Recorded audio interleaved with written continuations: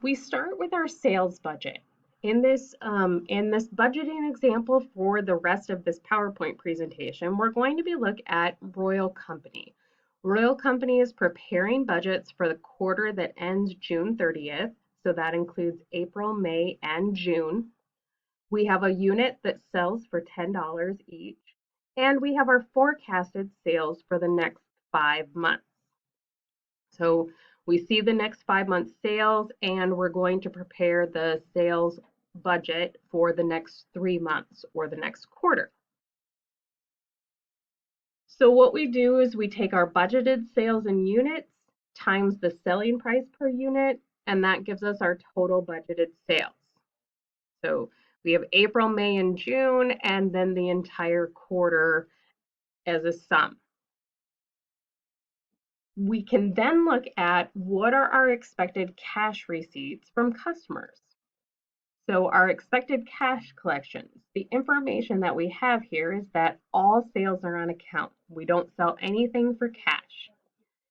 We collect accounts receivables, 70% of those in the month of sale, and 30% are collected in the month following the sale. We also know that the March 31st accounts receivable balance was $30,000, and that'll be collected in full in April. So we start looking at the cash receipts budget. We start with, in April, what is the previous month's accounts receivable balance that we're going to receive? Then we're going to receive 70% of April's sales. In May, we will receive 30% of April's sales, because 30% is the month after the sale, and 70% of May's sales. In June, we will receive 30% of May's sales and 70% of June's sales. So this tells us how much cash we expect to receive each month. So we can see that April is the absolute lowest cash collection month. So when we're looking at our cash expenditures, when we start looking at the other budgets that we need to produce, we're going to need to keep a close eye on if we're receiving enough cash from our customers during the month of April in order to pay all of our bills. After the sales budget, we would create a production budget. This production budget is our plan in order to make sure that we meet our budgeted sales and have enough ending inventory on hand. That's sometimes called safety stock. For a merchandising company, we wouldn't have a production budget and a direct labor budget and an overhead budget. We would just have a merchandise purchases budget.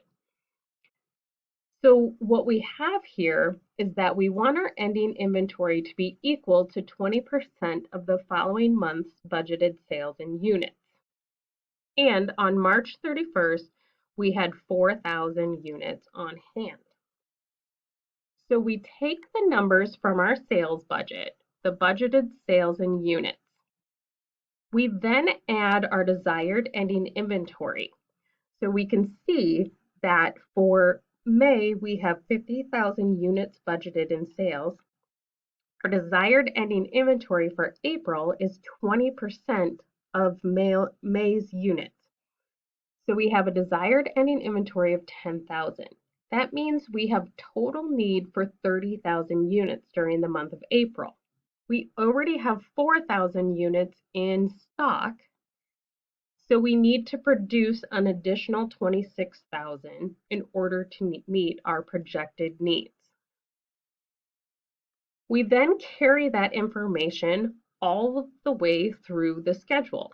So you can see in July, so remember where we had the sales information for 5 months, even though we were preparing a budget for 3 months, it is because we need future months information in order to plan for our ending inventory. So even though we're just preparing budgets for April, May, and June, we need to know information about July in order to finish our June budget.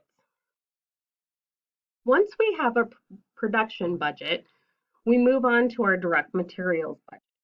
So now that we know how many units we need to produce each month in order to meet our projected sales and ending inventory goals, we can plan on how many materials we need to buy to meet that level of production.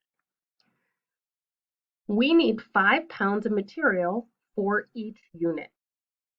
We want material on hand, so our raw materials or direct materials inventory to equal 10% of the following month's production.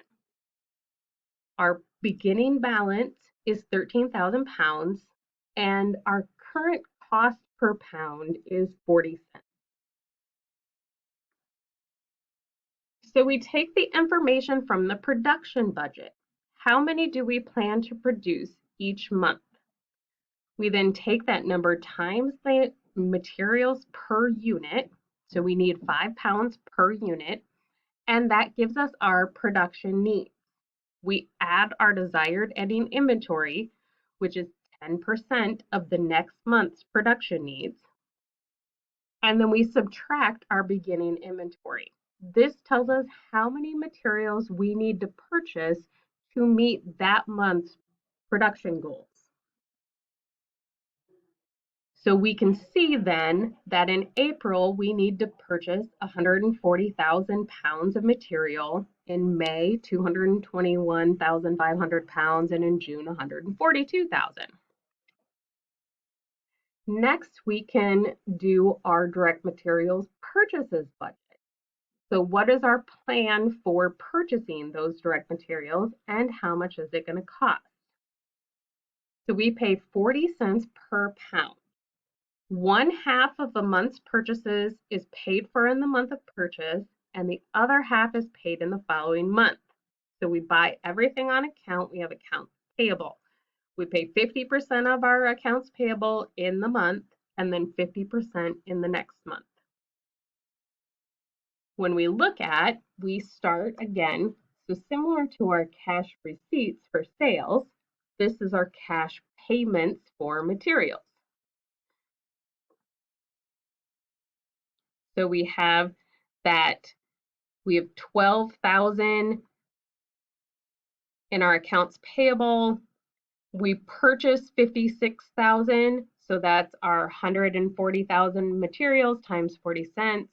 We're going to pay 50% in April and 50% in May, and so forth. May's purchases are 50% in May and 50% in June.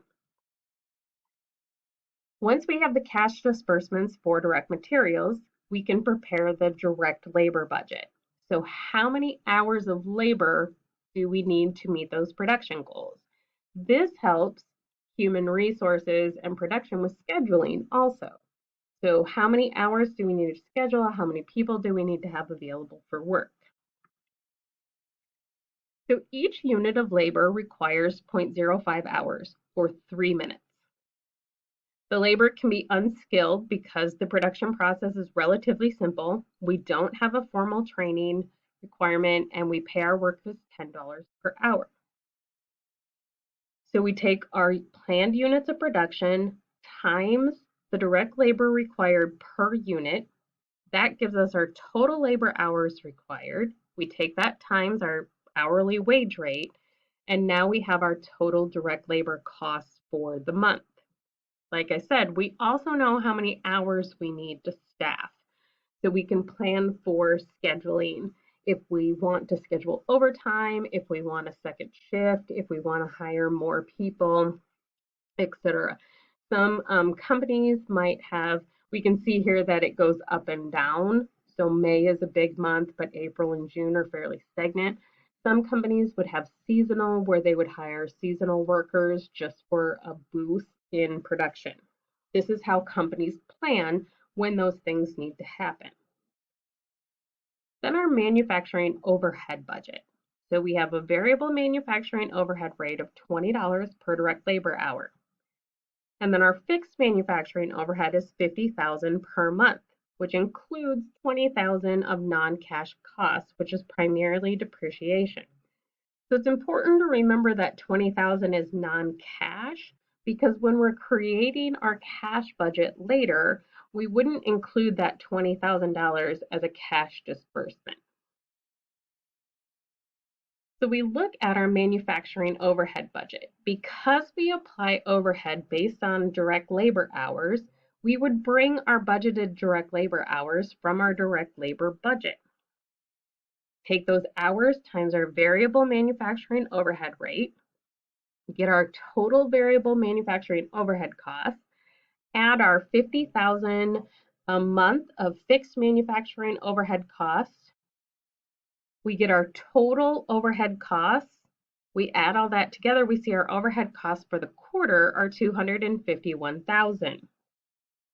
So then we can get our predetermined overhead allocation rate for the quarter, which is $49.70 per hour, based on what we budgeted for manufacturing overhead and what we budgeted for our total labor hours.